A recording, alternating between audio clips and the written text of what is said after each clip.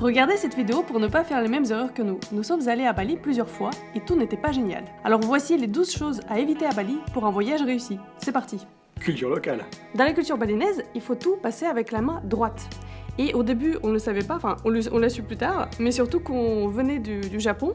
Et au Japon, en fait, il faut tout donner avec les deux mains. Et du coup, en fait, on faisait exactement la même chose à Bali, mais c'était vraiment pas une bonne idée. Non. Et du coup, on a appris qu'en fait, la main gauche était considérée comme une main sale, parce qu'on l'utilise pour s'essuyer. Et donc, voilà, donc sachez que vous devrez faire attention, ne pas utiliser la main gauche lorsque vous allez rendre la monnaie ou payer quelque chose. La spiritualité prend une part très importante dans la vie des Balinais. Vous allez certainement voir des rituels au cours de votre voyage. On en a vu peut-être pas tous les jours, mais au moins 3-4 fois par semaine. Dans les temples ou même simplement dans la rue. À Ubud, ça arrive assez régulièrement. Et donc tous les matins, il y a toujours des offrandes dans la rue, devant les magasins, et même devant les maisons aussi. Et il faut surtout éviter de marcher dessus parce que c'est quand même assez irrespectueux, hein, on va quand même le dire. Mais au fur et à mesure de la journée, ils vont se faire écraser. Il y a des scooters qui vont rouler dessus et bon voilà, à la fin de la journée, ils auront une sale gueule. Mais quand même, essayons d'éviter. Faites attention si vous pouvez le faire. Pour entrer dans les temples, il faut porter un sarong. C'est un tissu coloré qui se met au niveau de la taille, que ce soit pour les hommes ou pour les femmes. Et par contre, ce qu'il faut savoir, c'est que dans le prix de l'entrée des temples, le sarong est inclus. Enfin, souvent, quasiment la plupart du temps, c'était inclus. Mais quand on arrive vers les temples, on a l'impression qu'il faut en acheter un parce qu'en fait, il y a énormément de vendeurs de sarong. Et en fait, on se sent un petit peu obligé d'en acheter. Et après, on se sent un petit peu con parce qu'en fait, juste après, on les donne gratuitement. Donc voilà, sachez que si vous n'avez pas envie d'en acheter, c'est pas obligatoire. Et si vous avez envie d'en acheter un juste pour souvenir, bien sûr, vous êtes les bienvenus. Spot Insta. Bon, on a tous vu ces photos sur Insta, de spots magnifiques, les photos sont sublimes, mais en fait quand on va sur place, on se rend compte que tout ne va pas forcément le coup. Alors le meilleur là-dedans, c'est le temple Lumpuyang. La photo Insta, c'est celle avec la porte, et au fond on voit le mont Agung. Donc quand c'est ensoleillé, on est tout seul dans la porte, c'est une photo magnifique. Alors en fait, il y a 4 heures d'attente pour faire cette photo, donc il faut venir à 7h du matin, pour espérer faire une photo à 11h, et s'il y a des nuages, la photo, elle est un peu moche, on voit pas le mont Agung et c'est un peu nul finalement. La deuxième porte, c'est Andhra Gate. Donc Lumpuyang c'est à l'est de Bali, Andhra Gate c'est plutôt au centre de Bali. C'est pareil, c'est une porte, mais au fond il n'y a pas vraiment de montagne, c'est juste de la verdure. C'est une très belle porte, la photo est très jolie. Bon par contre en fait on arrive là, il y a un parking, on paye le ticket d'entrée, on prend la photo, on s'en va, en 10 minutes c'est plié. Il n'y a vraiment pas grand chose à faire sur place. Mais bon, à côté il y a le temple Ulan Bratan, il y a des cascades, donc en fait dans un itinéraire on peut s'arrêter, pourquoi pas, c'est rapide à faire. Mais y aller exclusivement pour ça, ça vaut pas le coup. Et sinon, il y a aussi Alasarum, le fameux lieu, je pense qu'il est très connu surtout pour les balançoires. Et lui, il se trouve dans les rizières de Tagalanang, donc pareil à côté d'Ubud, pas très loin. Et Alasarum, je trouve que finalement, ça vaut quand même le coup d'y aller, même si c'est très touristique, mais en fait, c'est bien organisé. Il y a vraiment de très belles vues, et franchement, parmi les spots Insta, c'est finalement l'un des meilleurs. Uluwatu. Quand on cherche des infos sur Bali, on tombe souvent sur Uluwatu, et c'est vrai que c'est un très joli lieu. Ça ressemble beaucoup à Etretat. Les vagues sont énormes, c'est surtout des lieux de spot pour les surfeurs. C'est vrai que c'est pas forcément des lieux sympas pour se baigner, mais pour le surf c'est très bien. Et pour les vues aussi. Il y a aussi un très beau temple sur une falaise avec des singes, donc en fait c'est un lieu assez pittoresque, donc intéressant à visiter. Par contre, je pense pas que ça vaut le coup vraiment d'y rester trop longtemps, vraiment maximum 2 ou 3 nuits. L'inconvénient de Uluwatu, c'est un peu son positionnement géographique, parce qu'il est un peu isolé du reste de l'île. Et en fait, pour rayonner sur l'île, pour vraiment visiter l'ensemble de l'île, aller dans les cascades et au centre de l'île, c'est vraiment pas du tout pratique, parce qu'il faut repasser par Denpasar, il faut repasser par l'aéroport une fois de suite. Et donc je pense que c'est pas vraiment très intéressant d'aller à Uluwatu longtemps et aussi y rester au milieu du séjour. Donc je pense que notre conseil, ça serait plutôt d'y aller soit au début, soit peut-être plutôt à la fin pour clôturer son voyage à Bali. Argent. À Bali, on peut payer assez souvent par carte bancaire. C'était pas le cas il y a 10 ans, mais maintenant c'est quand même beaucoup plus répandu. Mais il y aura toujours besoin d'avoir un peu de cash sur soi. Pour payer l'entrée à une cascade, pour payer un parking, pour payer un jus dans un marché. Il y a toujours besoin d'un petit peu de liquide. Donc comment avoir un peu de cash? On peut faire un change à l'aéroport. Le problème c'est que les taux à l'aéroport ils sont souvent catastrophiques. On paye 15-20% de frais. L'autre solution c'est d'aller dans un bureau de change mais en ville. Alors là les taux c'est les meilleurs, vous trouverez jamais mieux. Par contre il y a pas mal d'arnaques. On s'est fait avoir la première fois. Le taux entre la roupie indonésienne et l'euro est hyper élevé. 1 euro ça fait 17 000 roupies. Et les billets qu'on a le plus souvent en Indonésie, c'est des billets de 100 000. Ou un peu moins, mais les plus gros billets, ça va être des billets de 100 000. Et donc rapidement, dans son porte-monnaie, on a des dizaines et des dizaines de billets de 100 000, parce qu'en fait, on a besoin de ça pour pouvoir payer en liquide. Et donc quand on va dans un bureau de change et qu'on va changer 200, 500 euros, même peut-être 1000 euros, ils doivent nous rendre une liasse de billets gigantesque. Et donc là-dedans, c'est facile de faire disparaître 5 billets, 10 billets, et en fait, le taux de change est plus du tout intéressant si on fait ça. Et ils sont très forts pour ça. Et comme les Balinais sont quand même toujours très sympas et on a confiance en eux, oui, on peut se faire avoir assez facilement. Donc les bureaux de change, dans les villes, j'aurais plutôt tendance à les déconseiller parce que justement c'est assez facile de se faire arnaquer. Donc la seule solution la plus fiable, pour moi, c'est de retirer de l'argent au distributeur, tout simplement. Ça marche comme en France, on met sa carte, on sélectionne un montant. Généralement, le distributeur, on peut retirer 2 millions à 3 millions, ce qui fait plusieurs centaines d'euros, mais pour quelques dépenses en cash, ça suffit. Et il y a 2 banques avec lesquelles il n'y a souvent pas de frais pour les retirer. C'est CNI et l'autre, je le mettrai en description, je me souviens plus. Et si vous êtes par elle, il n'y aura pas de frais supplémentaires. Par contre, la banque française peut mettre des frais, et là ça peut chiffrer très vite. Nous on utilise toujours la carte N26 parce que les frais sont assez faibles. Sinon on a aussi Revolut, mais le plafond est beaucoup plus petit pour les retraits gratuits. Donc on utilise plutôt N26. On mettra en description le lien de N26. Parmi les choses à éviter à Bali, il y a aussi l'eau du robinet. Il y en a plein qui se brossent même les dents avec l'eau en bouteille, parce qu'ils pensent qu'on peut quand même se choper une connerie et être malade. Donc je sais pas s'il faut aller jusque-là, mais au moins pour boire, c'est sûr qu'il faut prendre l'eau en bouteille pour être sûr de passer des bonnes vacances. Et dans les hôtels, souvent ils mettent 2-3 bouteilles d'eau. Mais souvent c'est de toutes petites bouteilles, donc certainement ça va pas vous suffire pour la journée, surtout si vous faites plein de visites dans les cascades, etc. Dans tous les cas, le mieux ça serait d'aller dans des supérettes pour en acheter 2 ou 3 bouteilles pour les emporter avec soi. Mais en tout cas, ne buvez pas de l'eau du robinet, ça c'est sûr, c'est un truc à déconseiller. Un truc par contre qui est à pas déconseiller, c'est de s'abonner à cette chaîne. On a une grosse série sur Bali et après on va faire d'autres destinations et il y aura plein de bons plans hyper intéressants. Donc abonnez-vous. Abonnez-vous. Si vous allez à Bali, il y a un endroit dont vous avez déjà certainement entendu parler, c'est la forêt des singes d'Ubud. Alors c'est un lieu qui est magnifique, nous on adore y aller, la forêt est très jolie, il y a des singes partout, c'est très sympa. Alors par contre les singes, ils sont un petit peu chapardeurs, donc ils prennent tout ce qu'ils boivent.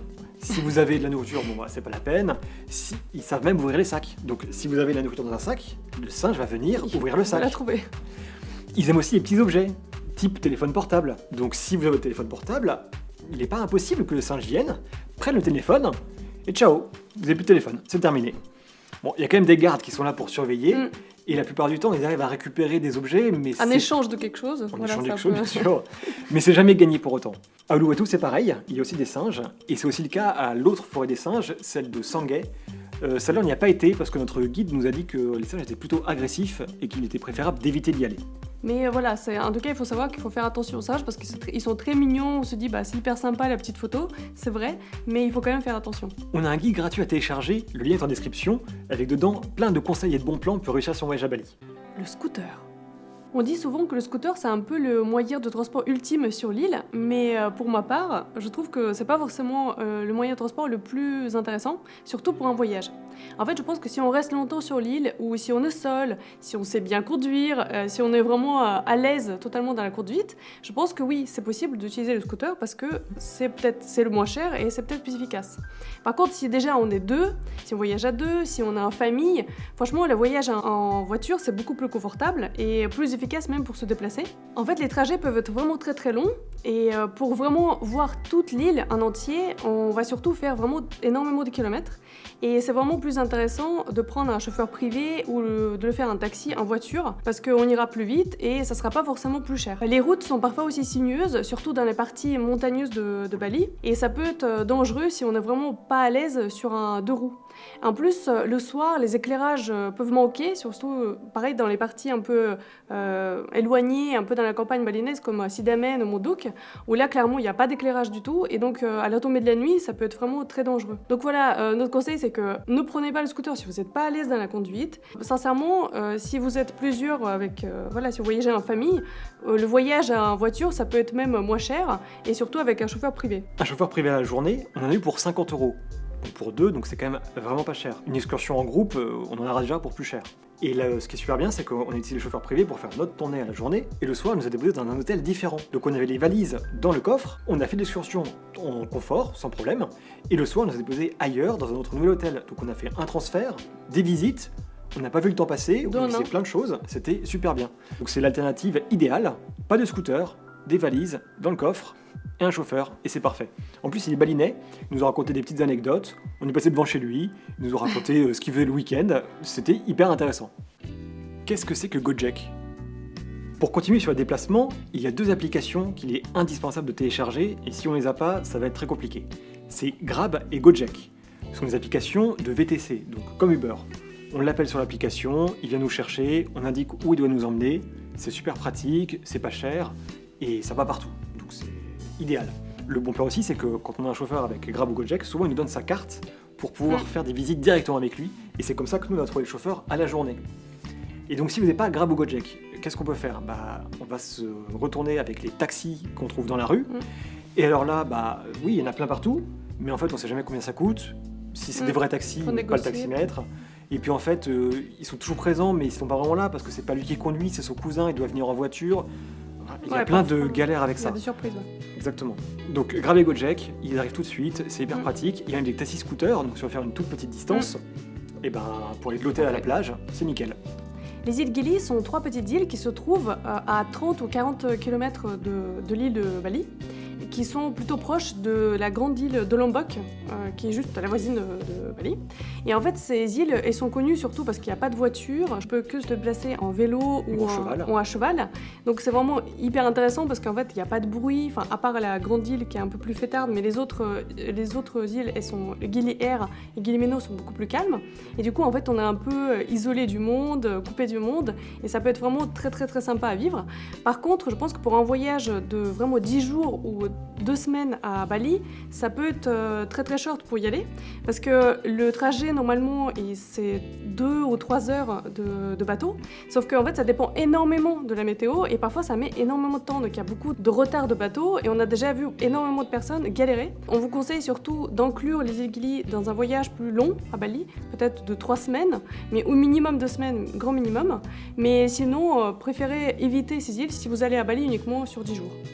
Parmi les lieux à éviter à Bali, on peut dire qu'il y a Kuta. Kuta, c'est une station balnéaire sur la côte ouest de Bali, qui est plutôt proche de l'aéroport. C'est un peu là que le tourisme a commencé à Bali, puisque c'était un peu la première station balnéaire. D'ailleurs, il y a eu un attentat assez célèbre, tristement célèbre, en 2002 à Bali. Il a eu lieu justement à Kuta. Donc pourquoi on n'aime pas trop cet endroit ? C'était bien, peut-être à l'époque, mais aujourd'hui c'est un peu la station balnéaire pas chère. Et du coup c'est un peu moins qualitatif, un peu moins bien. La plage est un peu plus sale, les vendeurs de rue sont un peu plus agressifs. Et l'ambiance générale, elle est quand même moins bien que dans les stations balnéaires plus classe qu'on a à Bali aujourd'hui, Seminyak, Sanur ou Nusa Dua aussi. Néanmoins, à Kuta, c'est là qu'il y a le centre commercial avec plein de boutiques, il y a plein de cafés, plein de restaurants, donc ça reste un endroit très bien pour des vacances. Mais si on a un peu plus de budget, je conseillerais plutôt d'aller à Seminyak ou à Sanur. Quand on va à Bali, on pense forcément à la jungle, au soleil, c'est les vacances, mais il faut quand même pas oublier les chaussures confortables, parce que si vous y allez juste avec les tongs, vous allez voir que vous allez quand même pas mal galérer, donc il faut avoir des chaussures confortables, des baskets, avec lesquelles vous pouvez y aller vraiment partout, par exemple descendre vers les cascades. Quand on va dans les cascades, souvent en fait il y a de l'humidité sur les pierres, donc on peut glisser assez facilement, donc vraiment il faut avoir des chaussures confortables et efficaces dans les déplacements. Et vous pouvez avoir le regret d'un de mes yeux sur cette magnifique photo qui date d'il y a 10 ans, donc ne faites pas les mêmes erreurs que moi. À Bali, vous allez trouver plein d'objets uniques faits localement à Bali même. Donc il y a des bijoux, des sculptures en bois, plein d'objets gravés, et ça fait des souvenirs super cool. Par contre, il n'y a pas souvent qui sont les prix indiqués, et tout se base vraiment sur le marchandage, sur la négociation. Donc il ne faut pas hésiter à négocier les prix, c'est comme ça que ça marche, c'est totalement accepté dans la culture. Faut pas non plus abuser sur la négociation. Les prix restent quand même dérisoires par rapport à ce qu'on a comme pouvoir d'achat en France. Ça les aide beaucoup de ne serait-ce qu'à vendre 10 000 en plus. Nous, c'est même pas 1 euro, mais pour eux, c'est beaucoup. Et c'est pareil pour les pourboires. Faut pas hésiter à laisser des petits pourboires parce que c'est vraiment, ça change, ça n'a rien à voir pour eux. Ça va vraiment aider le pays, aider leur vie, aider leur famille. Et nous, ça fait un effort ridicule. Et autant faire du bien. À l'humanité. À l'humanité sur une île qu'on adore. Pensez aussi à télécharger notre guide sur Bali, on met le lien dans la description, et abonnez-vous à notre chaîne parce qu'après cette série sur Bali, on fera aussi d'autres séries sur d'autres pays en Asie et aussi d'ailleurs. Alors, à bientôt!